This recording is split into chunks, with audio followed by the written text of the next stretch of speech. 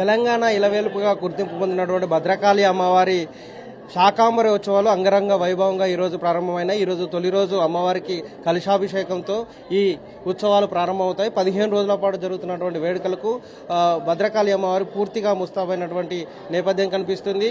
గతంలో వచ్చినటువంటి కరువు కాటకాలను పోగొట్టాలంటే అమ్మవారిని శాకాంబరి దేవిగా వేడుకుంటే ఖచ్చితంగా కరువు కాటకాలు పోతాయని భావించినటువంటి భక్తులందరూ కూడా ఒక ఆలోచన చేసి శాకాంబరి దేవిగా కొలిచారు. దానిలో భాగంగా దాదాపుగా 40 సంవత్సరాల పైగా ఇక్కడ శాకాంబరి వేడుకలు పెద్ద ఎత్తున జరుగుతున్న నేపథ్యంలో 15 రోజుల పాటు అమ్మవారు వివిధ రూపాల్లో దర్శనమిస్తారు. అందులో భాగంగా ఈరోజు శాకాంబరి ఉత్సవాలు ఆషాఢ మాసంలో చేయడం అనేది ఆనవాయితీగా వస్తున్న నేపథ్యంలో అమ్మవారిని దర్శనం చేసుకుంటే తమకు జరుగుతున్నటువంటి అనారోగ్య సమస్యలు కానీ లేకపోతే ఇతరత్ర సమస్యలన్నీ కూడా పోతాయని నమ్మకం ఉన్న భక్తులందరూ కూడా ఆషాఢంలో అమ్మవారి దీవెన తీసుకోవడం కోసం వస్తారు. అలాగే భక్తుల కోరికల మేరకు, భక్తుల ఆశయాల మేరకు, భక్తుల ఎలాంటి వాళ్ళ ఇబ్బందులు ఎలాంటి సమస్యలు ఎదుర్కొంటారో వాళ్ళందరూ కూడా కష్టాలు పోయేలాగా అమ్మవారిని వేడుకునేలాగా శాకాంబరి వేడుకలు ఘనంగా నిర్వహించేలాగా ఏర్పాటు చేయడం జరిగింది. శాకాంబరి వేడుకలు ఎలా నిర్వహిస్తారు, ఈ రోజు ఎలాంటి ఘట్టంతో ప్రారంభమవుతాయి, లాస్ట్ రోజు అమ్మవారిని మొత్తం కూరగాయలతో అలంకరించినటువంటి ఘట్టం చూడ చక్కగా ఉంటుంది కాబట్టి దానికోసం ఎలాంటి ఏర్పాట్లు జరుగుతున్నాయి అనేది ఇక్కడ ఉన్నటువంటి అర్చకులతో మాట్లాడే ప్రయత్నం చేద్దాం. శాకాంబరి ఉత్సవాలు ఎలా నిర్వహిస్తున్నారు సార్? ఎట్లా ఈరోజు ఏ ప్రారంభాలతో ప్రారంభమవుతాయి, ఏ ఘట్టాలు ఉంటాయి? భద్రకాళి శరణం మమ. చైత్రాశ్విని దధాషాఢ్యే మాఘే కార్యే మహోత్సవే. మనకు 4 నవరాత్రాలు దేవీ భాగవత ప్రామాణికంగా ఉన్నాయి. చైత్రమాసములో వసంత నవరాత్రులు, మాఘమాసములో భువనేశ్వరి నవరాత్రులు, ఆశ్వీజ మాసంలో శరన్నవరాత్రులు, ఆషాఢ మాసంలో శాకంభరి నవరాత్రాలు జరుగుతున్నాయి. ఏ నవరాత్రాలు ఏమి జరిగినా పాడ్యం నుండి నవమి వరకే పూర్ణావతి చేసుకుని 9 రోజులే కార్యక్రమం పూర్తి చేసుకుంటాం. ఈ శాకంభరి నవరాత్రాలు మాత్రం ప్రతిపన్ముఖ్య రాకాంత తిథిమండల పూజిత. పాడ్యం నుంచి పౌర్ణమి వరకు 15 తిథులు. ఈ తిథి మండలంలో రాకాంత దీక్షతోటి ఈ శాకంభరి నవరాత్రాలు జరుగుతాయి. ఈ శాకంభరి నవరాత్రాల్లో నిన్న సాయంత్రం అమ్మవారికి అంకురార్పణ జరిగినది. ఈరోజు ఉదయం గణపతి పూజ, స్వస్తివాచనం, మాతృక, నాంది, యోగిని, సర్వతోభద్ర, వాస్తు పర్యజ్ఞ గణాలు హవనాలు జరిగిన తర్వాత అమ్మవారికి సహస్ర ఘటాభిషేకం జరుగుతుంది. నవకోష్ఠ విధానంలో సహస్ర ఘటాభిషేకం జరిగిన తరువాత అమ్మవారికి కలశస్థాపన, అగ్ని ప్రతిష్ట, ఈ విధంగా నిత్యాధికాలు ఈ రోజు నుంచి ఆరంభమవుతాయి. 10వ తారీఖు నాడు శాకంభరి అమ్మవారి శాకంభరితో అన్ని రకాలైన శాకంభరితో అలంకారం చేసి భక్తులందరికీ దర్శనమిస్తారు. కాళీక్రమంలో మొదలు చేసుకొని కాళీక్రమంలో పూజా విధానాలు జరుగుతాయి. మరియు ప్రస్తుతం కాళీక్రమంలో పూజలు జరుగుతాయి. ఆ తర్వాత లాస్ట్ వరకు శాకాంబరి దేవిగా పూర్తిగా అమ్మవారిని అలంకరించి భక్తులకు అందుబాటులో ఉంచుతామని చెప్తున్నారు. ఇట్లా శాకాంబరి దేవిగా అలంకరణ చేసుకోవడం వల్ల ప్రజలకు ఎలాంటి ఎట్లా సందేశాలు ఉంటాయి, ఎట్లా లాభం జరుగుతుంది? శాకంభరీ స్తువం ధ్యాజం జపం సంపూజయన్నమన్ అక్షయ్యమశ్నతే శీఘ్ర మన్నపానామృతం ఫలం.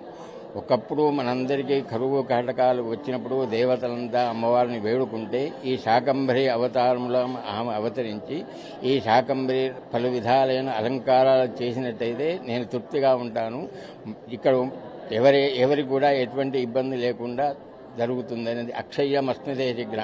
ఈ పాడ్యం నుంచి పౌర్ణమి వరకు ఎవరైనా అమ్మవారిని దర్శించుకున్నట్టయితే వాళ్లకు అన్నపానీయాలు లోటు లేకుండా ఉంటుందని ఒక ప్రామాణికం.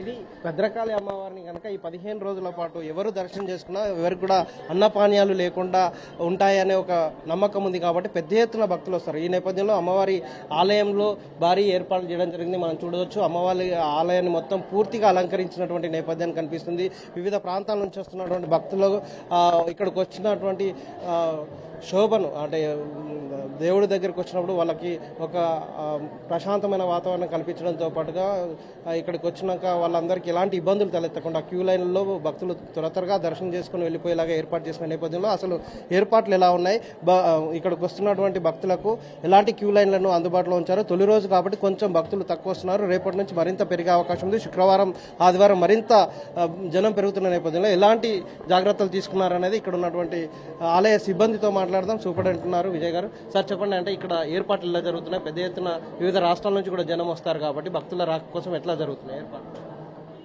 ఇప్పుడు ఈ శాకాంబరి నవరాత్రులు ఈ రోజుతోటి ఆషాఢ శుద్ధ పాడ్యం నుండి ఆషాఢ శుద్ధ పౌర్ణమి వరకు నడుస్తుంటాయి. ఈరోజు మొదటి రోజు సహస్ర కలశాభిషేకంతో ఈ శాకాంబరి ఉత్సవాలు ప్రారంభమవుతున్నాయి.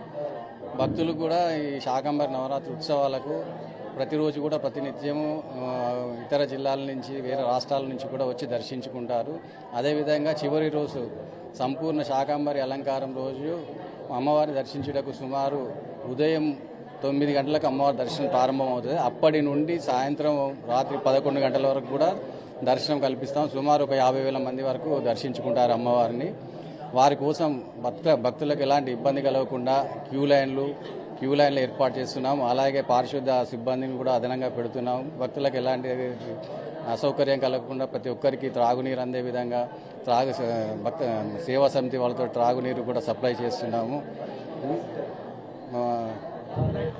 ఇది వివిధ ప్రాంతాల నుంచి వచ్చే భక్తులకు ఎలాంటి ఇబ్బంది తలెత్తకుండా చర్యలు అయితే తీసుకుంటామని చెప్తున్నారు. మరోవైపు క్యూ లైన్లలో కూడా వీవీఐపీ క్యూ లైన్లతో పాటుగా సామాన్యుల భక్తులకు ఆటంకం కలిగించకుండా కావాల్సినటువంటి చర్యలు తీసుకున్న నేపథ్యంలో అమ్మవారిని దర్శించుకోవడం కోసం వివిధ ప్రాంతాల నుంచి పెద్ద ఎత్తున భక్తులు వస్తున్నారు. ఆషాఢ మాసంలో కొంత వాతావరణంలో వస్తున్నటువంటి మార్పుల కారణంగా అనారోగ్యం బారిన పడతారు కాబట్టి ఆ అనారోగ్య బారిన పడకుండా ఉండేందుకు కూడా ఇక్కడ ఉన్నటువంటి శాకాంబరి దేవిని వేడుకోవడం వల్ల తమకు జరుగుతున్నటువంటి అనర్థాలు నష్టాలన్నీ పోతాయి. అలాగే శాకాంబరి దేవిని పూర్తిగా మాకు అన్నపానీయాలకు ఇబ్బంది లేకుండా చూడమని వేడుకోవడం కోసమే వచ్చేటువంటి భక్తులు ఎక్కువ మంది ఉన్నారు. కాబట్టి ఏడాది కాలంగా ఈ 15 రోజుల పాటు జరుగుతున్నటువంటి శాకాంబరి వేడుకల్లో 15 రోజుల పాటు అమ్మవారిని వేడుకుంటే ఏడాది పాటు వాళ్ళకి అన్నపానీయాలకు లోటు ఉండదనే నమ్మకం ఉన్నటువంటి భక్తులు వివిధ ప్రాంతాల నుంచి వివిధ రాష్ట్రాలకు సంబంధించినటువంటి పెద్ద ఎత్తున భక్తులు వస్తారు. దానికి తగ్గట్టుగానే ఏర్పాటు చేసినటువంటి పరిస్థితి అయితే కనిపిస్తుంది. భద్రకాళి అమ్మవారి ఆలయంలో పూర్తిగా భక్తితో శోభాయమానంగా వెళ్ళిపోతున్నటువంటి నేపథ్యం కనిపిస్తుంది. Cameraman Wajid Arun Kumar, NTV Warangal.